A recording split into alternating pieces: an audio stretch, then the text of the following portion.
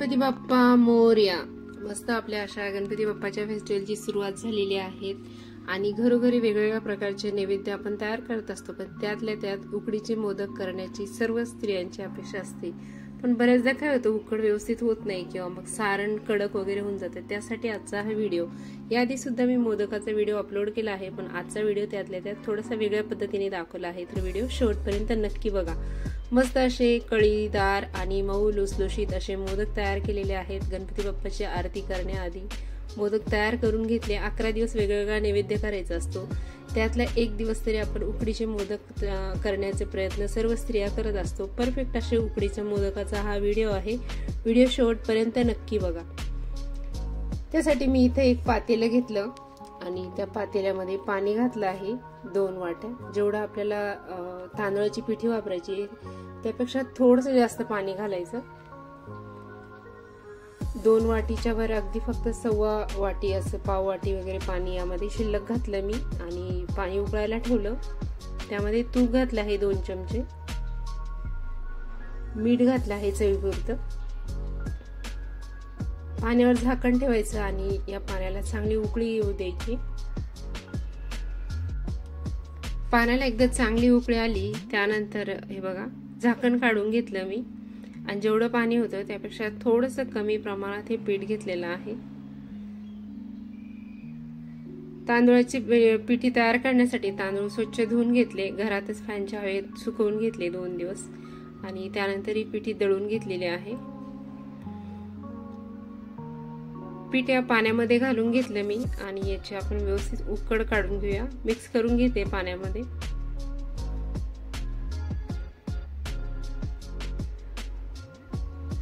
चांगलं एकजीव करून घ्यायचं।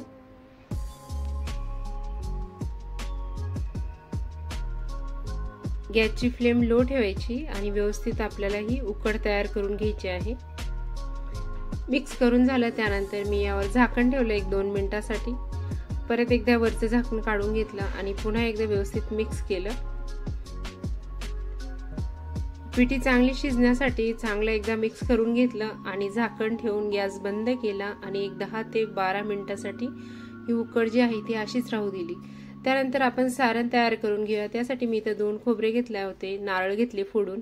नारळाची मागची बाजू काढून घेतली कारण माझ्याकडे ते खोवण्याचं जास्त ते नव्हतं, मग त्यामुळे मी अशा प्रकारे नारळाची जी मागची बाजू आहे ती काळसरपणा आहे तो पूर्ण काढून घेते आणि त्यानंतर मिक्सरच्या भांड्यामध्ये हे नारळ घालून हलकसं फिरवून घ्यायचं। खूप बारीक लगदा नाही करायचं याचा।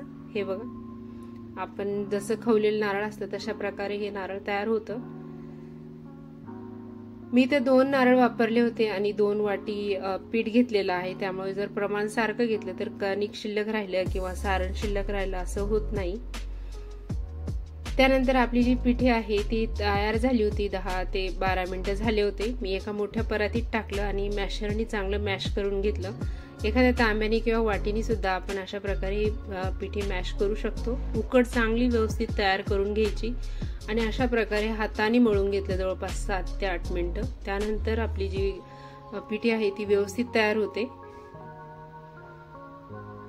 हाताला थोडंसं ड्राय वाटलं तर तुम्ही याला कोमट पाणी लावून मळू शकता किंवा हाताला थोडंसं तूप लावून सुद्धा मळू शकता। ड्राय वाटलं तर नक्की कोमट पाणी वापरा। त्यानंतर मी कढई घेतली, त्यामध्ये 1 चमचाभर खसखस घातली आहे। ड्राय खसखस थोडीशी भाजून घेतली। त्यानंतर त्यामध्ये 2 चमचे तूप घातलं। आपण जे मिक्सरच्या भांड्यामध्ये खोबरं काढून घेतलं ते वाटीने मोजून घेतलं आहे, 1 वाटी भरून आहे। जेवढं खोबरं आहे त्यापेक्षा अर्ध किंवा थोडंसं जास्त आपण यामध्ये गूळ घालणार आहे। फक्त 1 मिनिटभर परतून घेतलं नारळ घातल्यानंतर आणि त्यामध्ये कट करून घेतलेला गूळ घातला आहे। गॅसची फ्लेम मोठी ठेवायची सुरुवातीला आणि हे सारण तयार करून घ्यायचं। गूळ वितळून खोबरं आणि गूळ चांगलं एकजीव होण्यासाठी जवळपास 6 ते 7 मिनिटं लागून जातात। गॅस जोपर्यंत मोठा आहे तोपर्यंत आपण चमच्याने मिक्स करत राहायचं आणि जसं आता तुम्ही बघू शकता की जरा ड्रायसर झालं आहे सारण, त्यावेळेस गॅसची फ्लेम लो ठेवायची। हे बघा, असं जेव्हा ते भांड्याला सोडायला लागतं, सारण वेगळं व्हायला लागतं, त्यावेळेस आपलं सारण तयार झालंय असं समजायचं. आणि खूप ड्राय होईपर्यंत नाही परतवायचं हे सारण, नाहीतर मग त्याचा जो सॉफ्टपणा आहे तो निघून जातो. तयार झालेलं सारण त्यामध्ये मी थोडीशी विलायची पूड घालून घेतली, परत एकदा व्यवस्थित मिक्स करून घेतलं आणि गॅसची फ्लेम बंद केली. सारण तयार झालं होतं, त्याला गार करण्यासाठी मी एका परातीमध्ये काढून घेतलं, कारण आपली जी उकड आहे ती तयार आहे आणि आता आपल्याला लगेच मोदक करायचे आहे, म्हणून थंड होण्यासाठी मी ताटामध्ये टाकलं. त्यानंतर कणिक घेतली थोडीशी, आपण जी उकड तयार करून घेतली होती ती कणिक घेतली. त्यानंतर कणिक परत झाकून ठेवायची. चांगलं पोळपाटावर मळून घेतलं आणि तांदूळाची जी कोरडी पिठी आहे ती वापरून आपण ही पारी लाटून घेऊया. मोदक 2 प्रकारे तयार करून दाखवणार आहे, त्यामुळे व्हिडिओ शेवटपर्यंत बघा. लाटून घेते पारी. हलकसं तांदूळाचं पीठ लावायचं. तुम्ही बघू शकता ही पारी कुठेही चिरत नाहीये, म्हणजे आपली जी उकड आहे ती व्यवस्थित तयार झालेली आहे. तांदूळाला पाणी कमी जास्त लागू शकतं. तांदूळ जर नवीन असला तर थोडं पाणी कमी लागतं आणि जुनं असलं तर जास्त लागतो. त्यामुळे जेव्हा आपण उकड काढतो किंवा कणिक मळतो तरी जर हाताला खूप कडक लागत असलं तर कोमट पाणी थोडं जास्त वापरून आपण ही पिठी तयार करू शकतो. त्यानंतर मी पाकळ्या घालून घेतल्या तयार केलेल्या पारीला. हे बघा, मस्त अशा एक बोट आतमध्ये ठेवायचा आणि 2 बोट साईडला घेऊन असं चिमटीत पकडल्यासारखं करून मस्त असं याच्या पाकळ्या तयार करून घेतल्या. पाकळ्या तयार झाल्यानंतर भरपूर सारण घालायचं. जेवढं सारण जास्त घातलं आपण तेवढं या मोदकाची चव अप्रतिम लागते. किंवा तुम्हाला अगदीच पाकळ्या करणं अवघड वाटत असेल तर आपण हे सर्व सारणाचं जे आहे ते मोल्डमध्ये बनवून सुद्धा अशा प्रकारे आपण कळीदार मोदक तयार करू शकतो.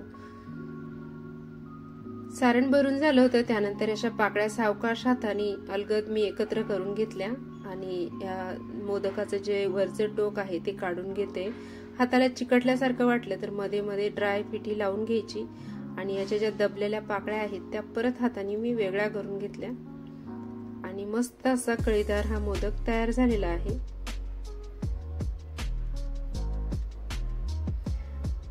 सर्व प्रकारचे मोदक एकीकडे आणि उकडीचे मोदक एकीकडे, या मोदकांची जी चव असते ती अप्रतिम लागते आणि सर्वांनाच आवडते. नक्की बनवून बघा. त्यानंतर मी अजून एक उंडा घेतला आणि त्याची अशी हातानेच पारी तयार करून घेते. दुसरी पद्धत तुम्हाला दाखवत आहे. अशा प्रकारे पण आपण हे मोदक तयार करू शकतो.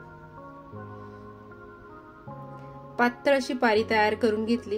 याचे जे काठ आहेत ते दाबून आपण ही पारी तयार करून घ्यायची. मस्त असे पारी तयार करून झाली होती. त्यानंतर सेम जेव्हा जसं मी आधीच दाखवले तशाच प्रमाणे याची पण मी कळ्या पाडून घेतल्या आणि तयार केलेलं सारण भरून घेतला.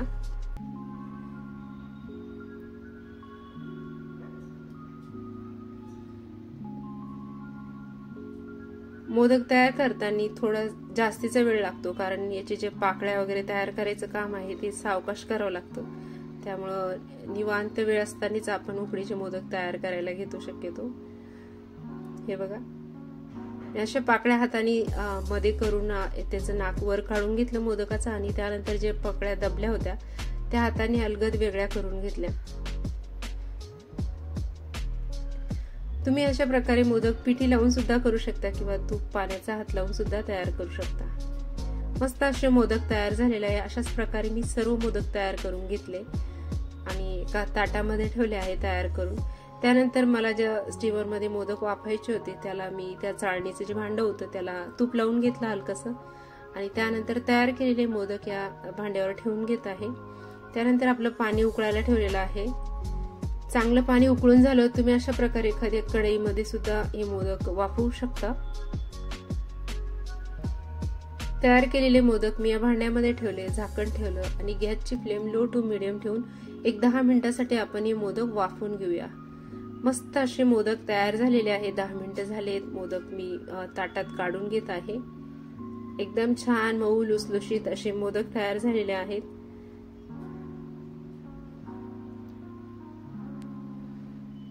बाहेरून आणा किंवा घरी करा, पण उकडीच्या मोदकाची चव ही अप्रतिमच असते. कारण काय होतं की आपण जे मावाचे वगैरे मोदक बघतो त्यापेक्षा हे मोदक सर्वांनाच हवेहवेसे वाटतात. त्यानंतर तयार केलेले मोदक मी एका ताटामध्ये काढले आणि गणपती बाप्पाच्या आरतीसाठी आता हे मोदक जे आहेत त्यावर मी तूप घालून घेते आणि लगेचच आरतीला सुरुवात करूया. तुमच्या घरी गणपती बसवला आहे की नाही मला कमेंट करून सांगा. आणि हे बघा आमचे सर्व डेकोरेशन माझ्या मुलांनी तयार केलेलं आहे. कसं वाटलं तेही मला कमेंट करून सांगा. त्यानंतर मोदक गणपती बाप्पाला नैवेद्य वाहून घेतला आणि आरती सुद्धा करून घेतली. व्हिडिओ थोडा जरी आवडला असेल तर नक्की व्हिडिओला लाईक करा आणि चॅनलवर नवीन असाल तर सबस्क्राईब करा. सबस्क्राईब करणं तुमच्यासाठी पूर्णपणे फ्री आहे, पण यामुळे माझी खूप मोठी मदत होते. आणि तुमच्या सर्वांच्या आशीर्वादाने, गणपती बाप्पाच्या आशीर्वादाने आज आपल्या चॅनलवर 2500 सबस्क्रायबर झाले आहेत. तुम्ही सर्व मला जो सपोर्ट करताय त्यासाठी खूप खूप धन्यवाद. अशाच प्रकारचे वेगवेगळ्या व्हिडिओसाठी चॅनलला सबस्क्राईब करा. तुमच्या फॅमिली आणि फ्रेंड बरोबर नक्की शेअर करा. व्हिडिओमध्ये काही चुकी असेल, तुम्हाला काही मला सजेशन सांगायचं असेल ते सुद्धा तुम्ही मला कमेंटमध्ये नक्की सांगू शकता. तुमचा अमूल्य वेळ देऊन व्हिडिओ बघितलाय त्याबद्दल खूप खूप धन्यवाद. परत भेटू नेक्स्ट